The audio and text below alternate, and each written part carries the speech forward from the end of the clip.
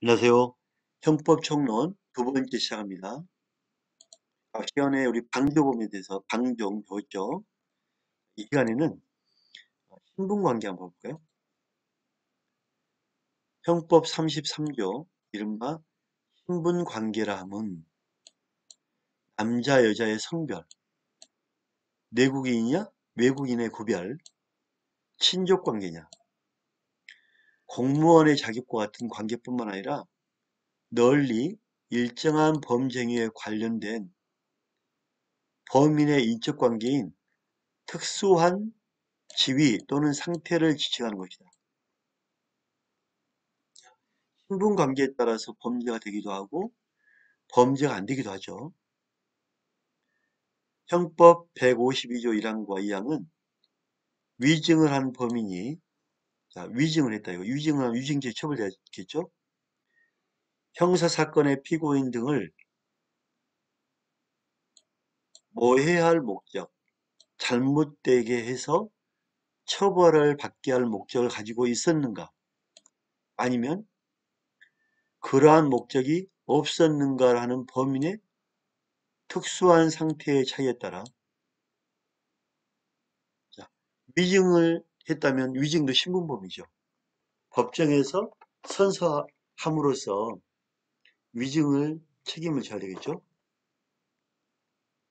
범인에게 과할 형의 경중을 구별하고 있으므로 이는 형법 33조 단서에 신분관계로 인하여 형의 경중이 있는 경우에 해당한다고 봄이 상당합니다. 모해야 할 목적은 행위 속성이며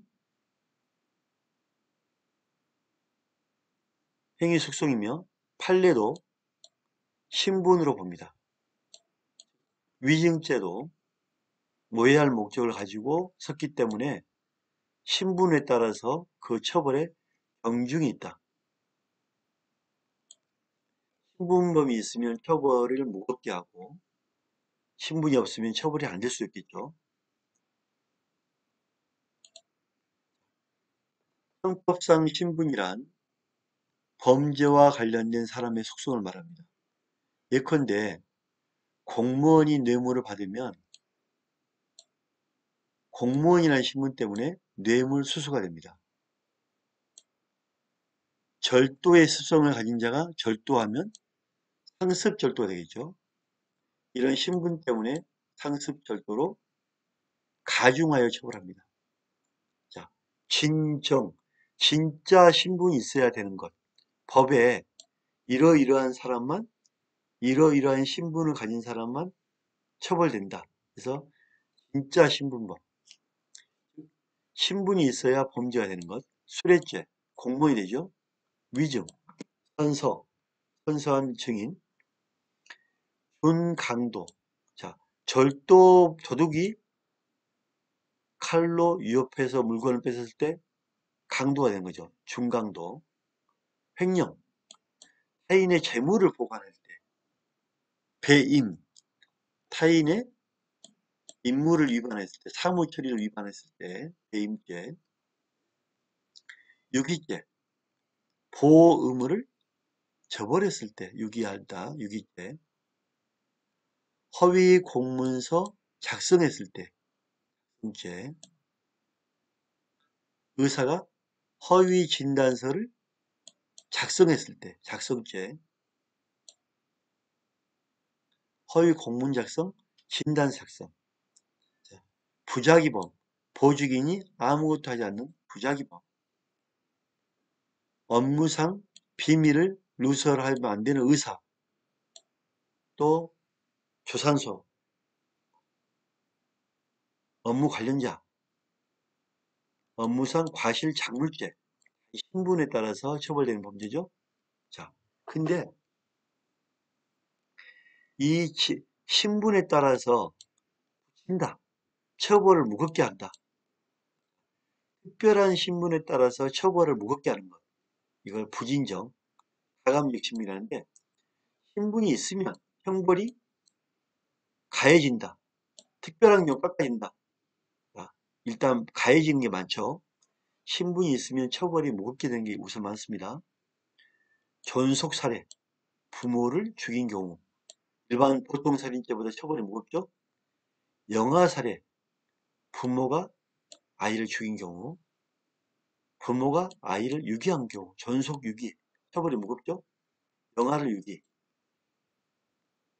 업무 관련인자가 횡령 배임했을 때, 업무상 횡령 배임. 업무 관련인자가 과실치사로 사람을 죽게 하거나 다치게 한 경우, 업무상 시리즈로 부진정 신분법입니다. 꼭 기억하셔야 됩니다.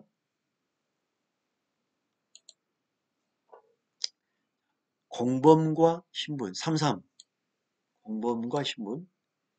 신분 관계로 인하여 성립될 범죄에 가공한 행위. 신분 관계로 성립될 범죄를 가공, 함께 했다.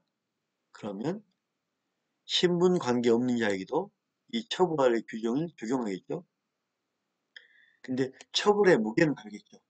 그죠? 처벌의 무게는. 신분 관계로 인하여 형의 경중이 있는 경우에는 신분이 없는 자는 좀 약하게 하겠죠. 당연하죠. 이건 그죠?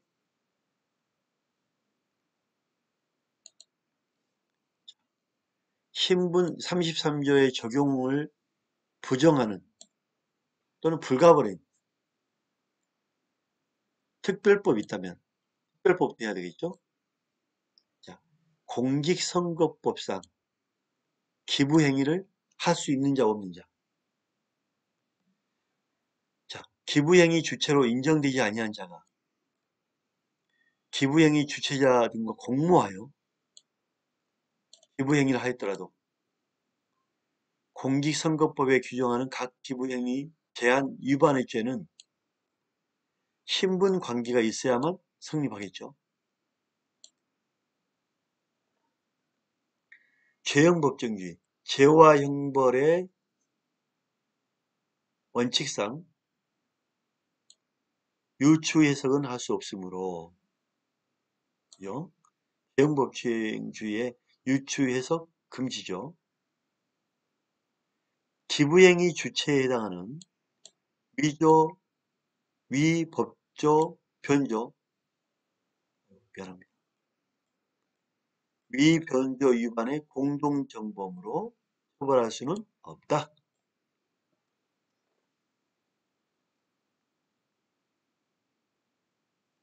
주체에 따라서 위조, 변조에 처벌할 수 없다. 즉, 처벌할 수 있는 자만 특별법 우선의 원칙에 하여 공직선거법이 우선 적용된다. 공직선거법 위반에 보면 신분 관계가 있어야만 성립한다. 유추해서 하지 마라. 기부행위 주체에 해당하는 기부행위 주체는 문제가 없잖아요. 주체에 해당하지 않는 자가 해서는 안 되는 자가 했을 때는 처벌할 수 있는 거죠.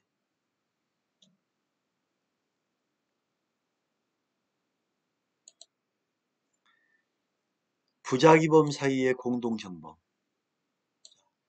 공동정범이나 함께 범죄를 저지른 것. 다수의 부작위범에게 공통된 의무가 부여되어 있고 그 의무를 공통으로 이행할 수 있을 때에만 성립합니다. 공중위생 영업의 신고 의무. 공중위생 영업을 하려면 반드시 뭐한다? 신고해야죠. 공중위생 영업을 하고자 하는 자에게는 반드시 신고해야 됩니다. 영업을 하는 자는 영업으로 인해서 권리 귀속의 의무, 권리와 의무의 귀속 주체가 되는 자를 의미하기 때문에 영업자의 직원이나 보조자의 경우는 영업장 직원, 보조자는 이 영업자에 포함이 안 됩니다. 그래서 반드시 신고 의무는 없어요. 일만 하면 되지. 나아가 피고인들에게 공통된 신고 의무가 부여되어 있지 않는 이상 부작위범인 부작위범 하지 않아서 처벌되는 하지 않아서 처벌되는 범인 신고 의무 위반으로 공중위생관리법 위반죄 공동정범도 성립할 수 있다 없다? 성립할 수 없다. 특별법상 의무자는 결국 영업자다. 영업자는 반드시 신고해야 된다. 공중위생법상에 신고하고 영업해야 된다. 이렇게 보는 거죠. 부진정 신분범은 처벌이 무겁다고 했죠. 전속 살해, 전속 유기, 영아 유기, 영아 살해.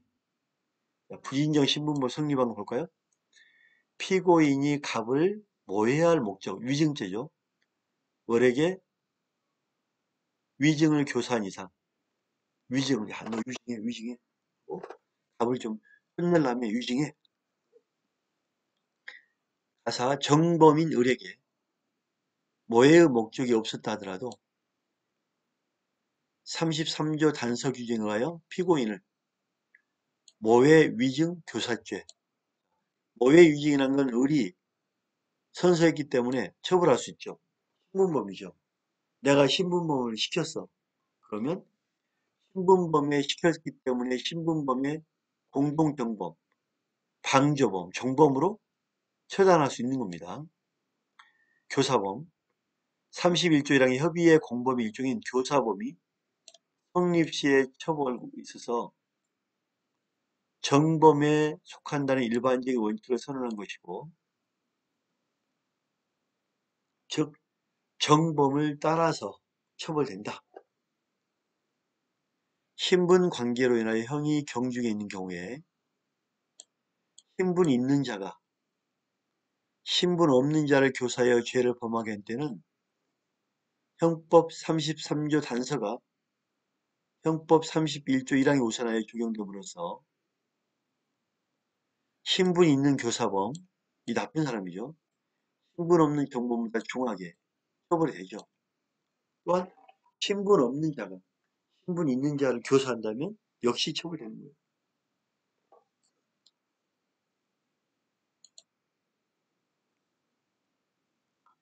상습 도박죄나 상습 도박 방조죄에 있어서 상습성은 행위의 속성이 아니라 행위자의 속성으로서 도박을 반복하여 거듭하는 습벽을 말하는 것인가? 도박의 습벽이 있는 자가 타인의 도박을 방조하면 도박의 습벽이 있는 자가 도박을 방조해. 상습적인 도박 방조가 되겠죠. 상습적인 도박자가 방조하니까 상습적 도박 방조죄에 해당한다는 것이며, 도박의 습벽이 있는 자가 도박을 하고 도박을 방조했다면 상습 도박 및 상습 방조의 죄는 무거운 상습 도박에 포괄시켜서 통상하는 게 있죠. 이게 상습 도박 방조 포괄시켜서 하나의 형으로 처단해야 한다. 맞죠?